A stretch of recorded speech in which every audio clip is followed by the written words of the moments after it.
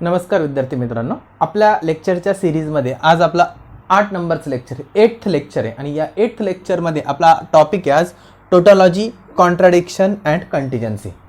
Tautology, contradiction आणि contingency हे तिन्ही शब्द जरी तुम्हाला नवीन असतील तरी याच्या पाठीमागची कन्सेप्ट इतकी काही आपल्याला नवीन नाही आहे. आपण ट्रूथ टेबल शिकतोय आणि ट्रूथ टेबलवरतीच हे डिपेंड आहे. तर टोटोलॉजी, कॉन्ट्राडिक्शन आणि कंटिजन्सी काय आहेत तर एक आपण त्याचा ओव्हरव्ह्यू बघू. आता दिलेल्या लॉजिकल स्टेटमेंटमध्ये जो काही लॉजिकल स्टेटमेंटचा ट्रूथ टेबल असतो तो म्हणजे त्याचा शेवटचा कॉलम, त्या लॉजिकल स्टेटमेंटच्या ट्रूथ टेबलचा शेवटच्या कॉलममध्ये सर्वच्या सर्व एंट्रीज ह्या टी असतील, सर्वच्या सर्व एंट्रीज काय असतील, टी असतील, तर त्याला टोटोलॉजी म्हणायचं. त्या लॉजिकल स्टेटमेंटच्या ट्रूथ टेबलच्या कॉलममध्ये म्हणजे लास्ट नंबरच्या कॉलममध्ये ॲक्च्युअल स्टेटमेंटचा जो कॉलम असतो त्याच्यामध्ये सर्वच्या सर्व एंट्रीज जर एफ येत असतील तर त्याला कॉन्ट्राडिक्शन म्हणायचं. सर्व टी असतील तर टोटोलॉजी, सर्व एफ असतील तर कॉन्ट्राडिक्शन आणि काही टी आणि काही एफ असतील, काही टी असतील आणि काही एफ असतील म्हणजे सर्व टी पण नाही आणि सर्व एफ पण नाही, मग त्याला काय म्हणायचं, कंटिजन्सी म्हणायचं. म्हणजे असे टी एफ एफ एफ या पद्धतीने किंवा टी टी एफ एफ म्हणजे पूर्ण टी पण नाही आणि पूर्ण एफ पण नाही, त्याला म्हणायचं कंटिजन्सी. आपल्याला डेफिनेशन्स कशा तयार करता येतील. The logical statement whose output is always true for every combination of input. Whose output is always true for every possible combination of input is called as tautology. The logical statement whose output is always false or F for every combination of input, and the logical statement which is neither tautology nor contradiction is called as contingency. एकदम साधी simple concept आहे. Example घेऊ आपण. समजा एक logical statement घेतलं मी, एकदम सोपं logical statement, P or negation P, P or negation P. ह्या लॉजिकल स्टेटमेंटमध्ये नंबर ऑफ व्हेरिएबल्स किती आहेत, एकच व्हेरिएबल आहे पी आणि एकच व्हेरिएबल आहे म्हणजे नंबर ऑफ पॉसिबल इनपुट्स किंवा number of combinations of possible inputs किती असतील, किती कॉम्बिनेशन्स असू शकतात. एकच इनपुट आहे, ते एक तर ट्रू असेल एक तर फॉल्स असेल, याच्यापेक्षा जास्त असू शकत नाही, म्हणजे नंबर ऑफ पॉसिबल कॉम्बिनेशन्स फक्त 2 असतात. पी वरून निगेशन पी आणि हा फायनल स्टेटमेंट आपलं पी ऑर निगेशन पी. इथे टी येतं, इथे एफ येईल, इथे एफ येतं, इथे टी येईल आणि दोघांच्या मध्ये ऑर आहे. ऑरमध्ये काय असतं, दोघंही एफ एफ असतील तर एफ असतो, अदरवाईज टी असतो. मग टी एफला काय येईल, टी येईल आणि एफ टीला पण काय येईल, टीच येईल. म्हणजे हे आपलं लॉजिकल स्टेटमेंट आहे आणि याचा जो आउटपुटचा कॉलम आहे याच्यामध्ये दोन्ही पण एंट्रीज काय ट्रू आहे, म्हणून याला ह्या लॉजिकल स्टेटमेंटला काय म्हणायचं, टोटोलॉजी म्हणायचं. त्याच्यानंतर कॉन्ट्राडिक्शनसाठी सेम एक्झाम्पल घेऊ आपण तसंच, पी अँड निगेशन पी. एकच व्हेरिएबल घेतला आपण, पी अँड निगेशन पी. एकच व्हेरिएबल आहे म्हणजे नंबर ऑफ पॉसिबल कॉम्बिनेशन्स फक्त 2 असतील. तो व्हेरिएबल एक तर ट्रू असेल एक तर फॉल्स असेल, टी एफ असेल. पी वरून निगेशन पी, टीला एफ होईल, एफचा टी होईल, P and negation P. And काय सांगतो, दोन्ही टी असतील तर टी, अदरवाईज फॉल्स. मग आता एक फॉल्स आहे म्हणून इथे फॉल्स, हे पण दोन्ही टी नाही आहे म्हणजे फॉल्स. याच्या दोन्ही एंट्रीज काय आल्या, एफच आल्या. दोन्ही एंट्रीज एफ आल्या म्हणून हे काय झालं, कॉन्ट्राडिक्शन. आणि लास्ट कंटिजन्सी. कंटिजन्सीचं तर खूप सारे एक्झाम्पल घेऊ शकतो आपण. एक साधं एक्झाम्पल घेऊ, पी अँड क्यू. आता इथे 2 व्हेरिएबल्स आहे, पी आणि क्यू. मग याचं टेबल कसं असेल, P Q, P and Q.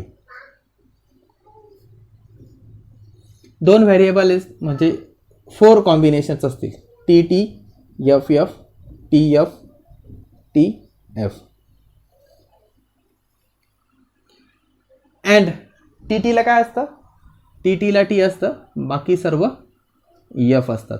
मग आता याचा आउटपुट बघू शकतो, 1 टी आणि 3 एफ आहे म्हणजे सर्व टी पण नाही आहे, सर्वचे सर्व एफ पण नाही आहे, म्हणून याला काय म्हणायचं, कंटिजन्सी म्हणायचं. याच्यावरती खूप सारे क्वेश्चन्स असतात आणि CETला कंपल्सरी एक क्वेश्चन असतो टोटोलॉजी, कॉन्ट्रडिक्शन आणि कंटिन्जन्सीवरती. पॉज करा आणि नोट डाऊन करा. आता याच्यावरती क्वेश्चन आपली एक्सरसाइज 1.2 सुरू आहे. एक्सरसाइज 1.2 घेतोय आपण आणि एक्सरसाइज 1.2 मधला 3rd नंबरचा क्वेश्चन.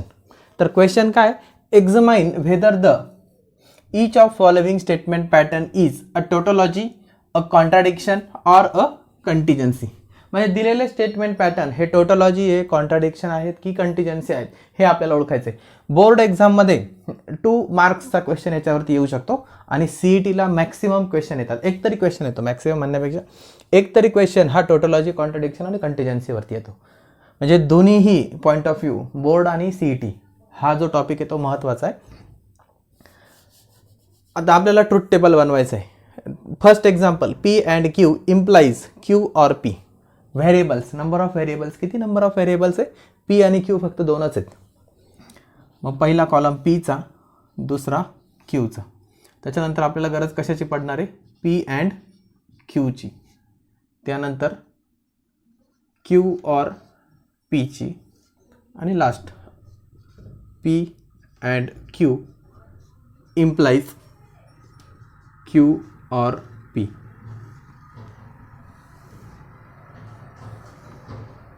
सेकंड, थर्ड आणि फोर्थ. 2 इनपुट्स म्हणून नंबर ऑफ पॉसिबल कॉम्बिनेशन्स किती असणार आहे? 4 असणार आहेत. आता T T F F T F T F. And काय सांगतो? दोन्ही ट्रू असतील तर ट्रू, दोन्ही ट्रू असतील तर ट्रू, अदरवाईज फॉल्स. आणि ऑर काय सांगतो? दोन्ही फॉल्स असतील तर फॉल्स, अदरवाईज ट्रू. आता सर्वात महत्त्वाचा लास्ट कॉलम, ला कॉलम नंबर द्यायचा 3 4 5. P अँड Q म्हणजे column number 3 implies Q or P म्हणजे कॉलम नंबर 4. 3 इम्प्लाइज 4. आणि इम्प्लिकेशन काय सांगतं? इम्प्लिकेशन सांगतं पहिला ट्रू आणि दुसरा फॉल्स असेल तर फॉल्स, बाकी सर्व ट्रू. मग आता बघायचं, पहिला ट्रू दुसरा पण ट्रू म्हणजे हे टीच येईल. पहिला फॉल्स आहे दुसरा ट्रू आहे म्हणजे हे टीच येईल. पहिला फॉल्स दुसरा ट्रू आहे हे पण टीच येईल आणि दोन्ही पण फॉल्स आहे म्हणजे हे पण टीच येईल. लास्ट कॉलम जो स्टेटमेंटचा कॉलम आहे त्याच्यामध्ये सर्व एंट्रीज काय आल्यात? टी आल्यात. सर्व एंट्रीज टी आल्यात म्हणजे गिव्हन स्टेटमेंट काय आहे? Given statement tautology. मग इथे आन्सर कसं लिहायचं? From column 5 it is clear that given statement pattern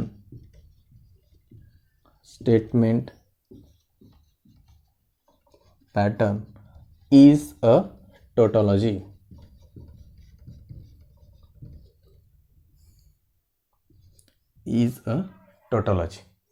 बस हे झालं त्याचं फायनल आन्सर. पॉज करा आणि नोट डाऊन करा. नेक्स्ट 3rd नंबरचं एक्झाम्पल घेतलं मी. फर्स्ट नंतर 3rd घेतलंय, सेकंड होमवर्कसाठी ठेवलेलं आहे. काही एक्झाम्पल तुम्हाला मी होमवर्कसाठी देतोय, ते तुम्ही ट्राय करा. जर तुम्ही होमवर्क केला तरच तुमचा हा टॉपिक परफेक्ट होणार आहे. तुम्ही फक्त व्हिडिओ ऐकला आणि जर सोडून दिला तर ही काही थिअरी नाही आहे. तुम्हाला याच्यामध्ये स्वतःला प्रॅक्टिस करावं लागेल. हे न्यूमेरिकल्स हे स्वतः प्रॅक्टिस कराल, स्वतः सॉल्व कराल, तेव्हाच ते तुमचे क्लिअर होतील, परफेक्ट होतील.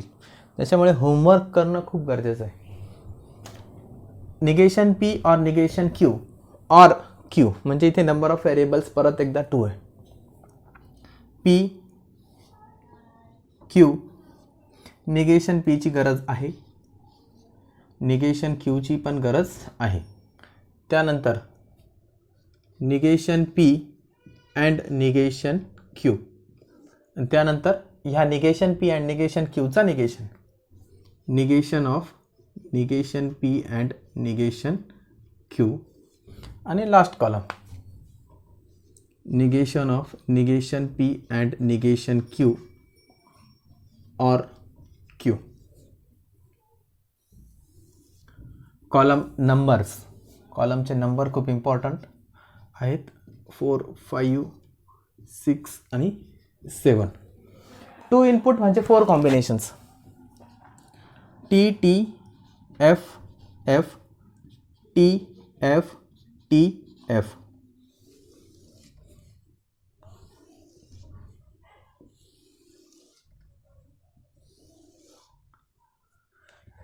निगेशन पी म्हणजे कॉलम नंबर 1चा निगेशन. निगेशन आहे म्हणजे टीचा एफ होईल, टीचा एफ होईल आणि एफचा काय होईल, टी होईल.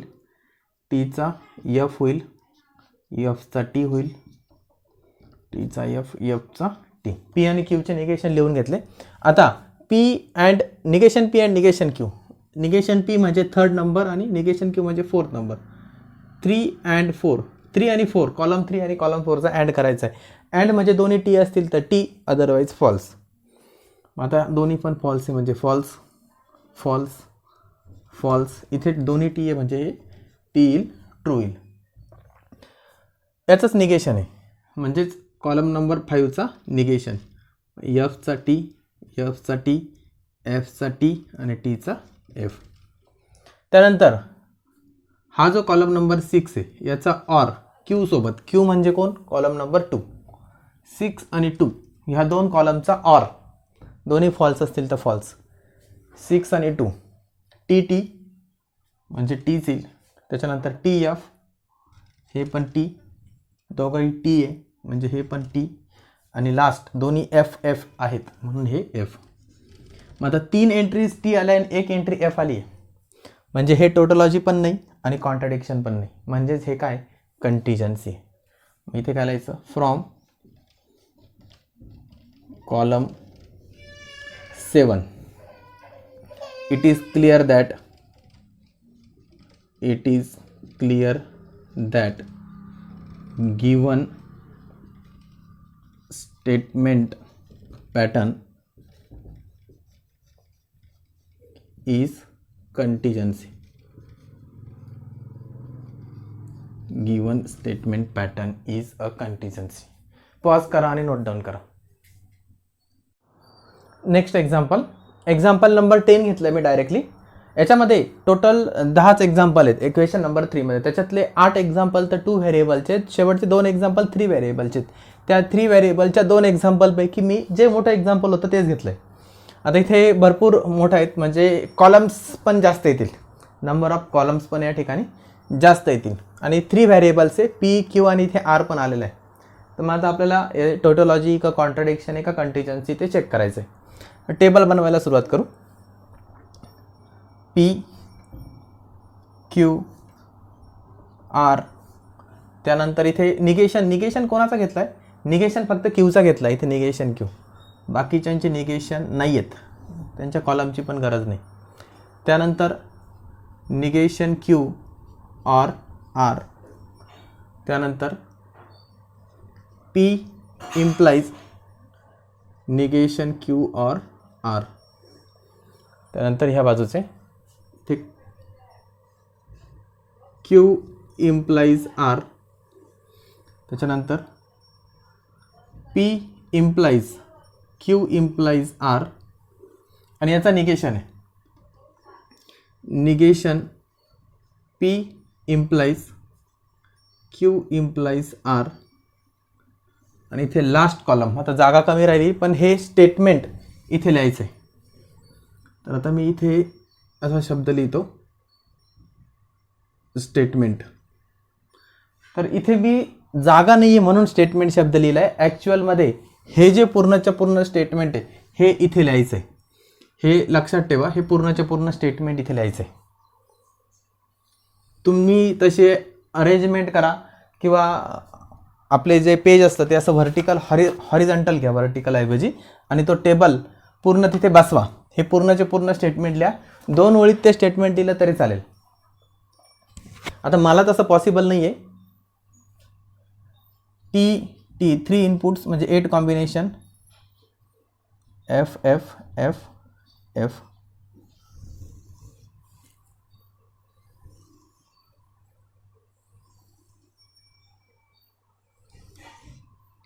त्याच्यानंतर T T F F T T F F T F T F T F T F. याला होतं number of possible combinations of input, इनपुटच्या पॉसिबल कॉम्बिनेशन्स 8 पॉसिबल कॉम्बिनेशन्सचे सिक्वेन्समध्ये आपण लिहून घेतलं. निगेशन क्यू, कॉलमचे नंबर 4 5 6 7 8 9 आणि हा लास्ट स्टेटमेंटचा 10. क्यू म्हणजे सेकंड नंबरच्या कॉलमचं निगेशन, F F T T F F T T. Negation Q or R म्हणजे 4 आणि 3, 4 और 3. कॉलम नंबर 4 आणि कॉलम नंबर 3चा काय घ्यायचा आहे, ऑर घ्यायचा आहे. ऑरला काय असतं, एफ एफला एफ असतो, म्हणजे इथे टी येईल, इथे एफ एफला एफ येईल, इथे टी येईल, इथे पण टी येईल, टी, इथे एफ एफला एफ येईल, टी आणि इथे पण टी.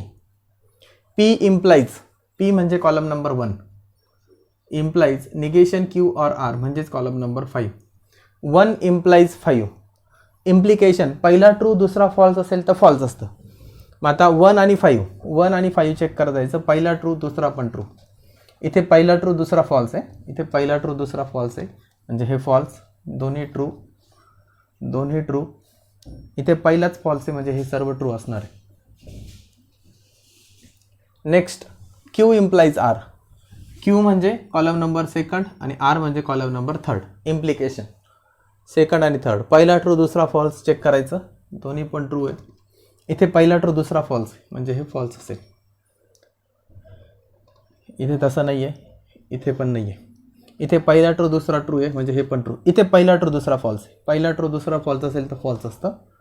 इथे पहिलाच फॉल्स आहे म्हणजे हे ट्रू असणार आहे, हे पण ट्रू असणार आहे. त्यानंतर नेक्स्ट पी इम्प्लाइज, पी म्हणजे column number 1, implies Q implies R म्हणजे कॉलम नंबर 7. 1 आणि 7 चेक करायचे, 1 आणि 7, टी टी टीच असणार आहे. इम्प्लिकेशन पहिला ट्रू दुसरा फॉल्स, फॉल्स असणार आहे. पहिला ट्रू दुसरा ट्रू, ट्रूच असणार आहे. पहिला ट्रू दुसरा ट्रू, ट्रूच असणार आहे. आता पहिलाच फॉल्स आहे म्हणजे हे सर्व ट्रूच असणार आहे.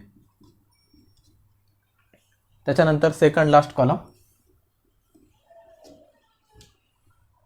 याचं निगेशन आहे. कॉलम नंबर 8चा काय फक्त निगेशन आहे. मग इथेच शेजारीच आहेत, F T F F F F F, हे पण एफ. आणि लास्ट स्टेटमेंट, तर स्टेटमेंट काय, डबल इम्प्लिकेशन आहे. कोणाचं डबल इम्प्लिकेशन आहे, P implies negation Q or R म्हणजे कॉलम नंबर 6, हा 6 नंबरचा कॉलम आणि हा 9 नंबरचा कॉलम. 6 आणि 9, 6 आणि 9चा डबल इम्प्लिकेशन. आणि डबल इम्प्लिकेशन काय असतो, डबल इम्प्लिकेशन म्हणजे दोघं सेम असतील तर ट्रू असतं आणि वेगळे वेगळे असतील तर फॉल्स असतं. 6 आणि 9 चेक करायचे, दोघं वेगळे आहेत म्हणजे हे फॉल्स. एफ टी हे पण फॉल्स, टी एफ हे पण फॉल्स, टी एफ हे पण फॉल्स, टी एफ हे पण फॉल्स, टी एफ हे पण फॉल्स, फॉल्स आणि फॉल्स. सर्व एफ एफ एफ आलेत. ज्याच्यावरून काय क्लिअर होतं, इथे लिहायचं from column 10 it is clear that given statement pattern is contradiction. Given statement pattern is contradiction. पूर्ण स्टेटमेंट हे जे सेंटेन्स आहे ते पूर्ण लिहा तुम्ही, पॉज करा आणि नोट डाऊन करा. नेक्स्ट, आता हे नेक्स्ट होमवर्क आहे तुमच्यासाठी. मी इथं डिटेलमध्ये लिहिलं आहे. एक्सरसाइज 1.2चा क्वेश्चन नंबर 3 घेतोय. टेक्स्टबुक असेल तर त्याच्यात पेज नंबर 13 वरती. आता क्वेश्चन नंबर 3 मध्ये टोटल 10 एक्झाम्पल होते. त्यातलं फर्स्ट, थर्ड आणि 10th, पहिला, तिसरा आणि 10वं एक्झाम्पल मी आता सोडवून दिले.